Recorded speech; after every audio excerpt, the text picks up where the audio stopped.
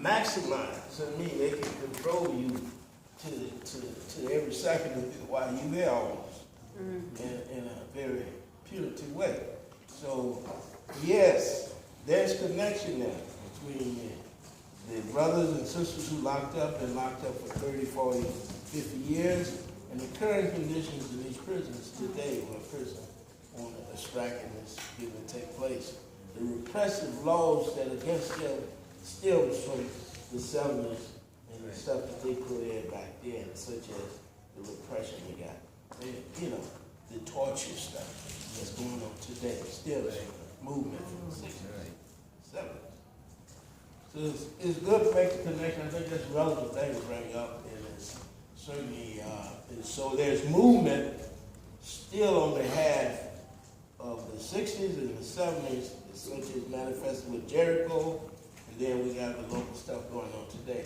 And that is where the connection should be made, so that the younger people who go in prison, who've been in there, just going in recently, and say, in this past generation, so they can begin to understand those conditions why the way it is. And some of them don't even understand it. Most of the young people, they don't understand it. Go to prison. So the brothers who've been there a long time, brothers and sisters who've been there a long time, many of them are educated. So who's the one that connects with the outside with the organization? We need to be connected in the community. In North Carolina, where I'm from, do you have any strategies on how we can implement some of this information inside? Because they don't allow a lot of information inside North Carolina prisons from us. Because I'm also with an organization called Inside Outside Alliance, and in the Durham County Jail, we write letters to the inmates, and they write it where they're detainees. They haven't even been sentenced yet. But anyway, they write letters back to us, and we put them in the pamphlet and we pass them out to the public. And we also get information from around the country trying to implement it into institutions in North Carolina, but it's hard to get stuff in there. So I was wondering if you had any strategy about how to do that. Also in North Carolina, which has more prisons in the state of North Carolina, in the state of the United States, outside of Texas. And it's still so, in North Carolina is still so Ku Klux Klanish. It's so much oppression. Even in the Durham County Jail, they're just detainees. And about 3 or 4 people have died from being medically neglected. And it was just awful to get on my nerves. But anyway, I just want to know if we had any strategies for us to get information into these inmates without putting them in jeopardy of. I think, I don't have any particular strategy. I have an overall strategy in the sense of looking at the community in regards to the prison situation in this country.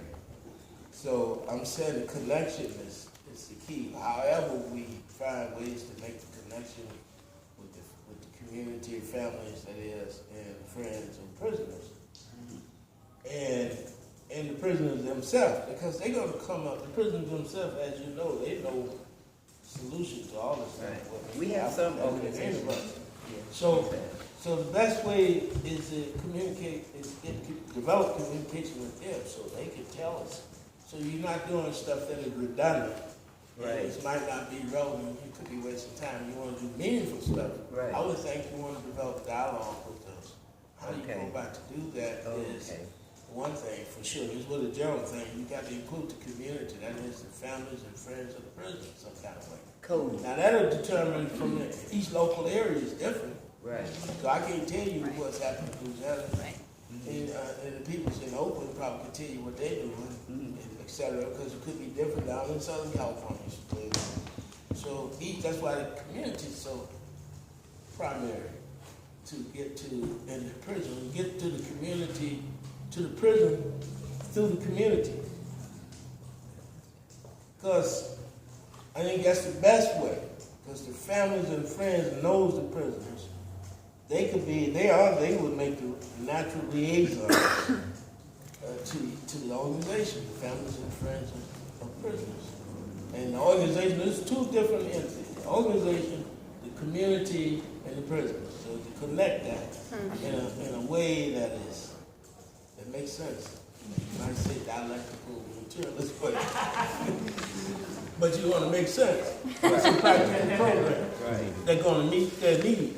It could be what? It could be just writing letters. Maybe Yeah, we do that. who knows? Letters not a bad thing to start. That's why we got it started. No, that's what we You do. want to get that too. Start that. Make that part of it. But who knows what's going to come out of that once you meet the families and the friends. That's when you're going to find out how to do it. Whatever.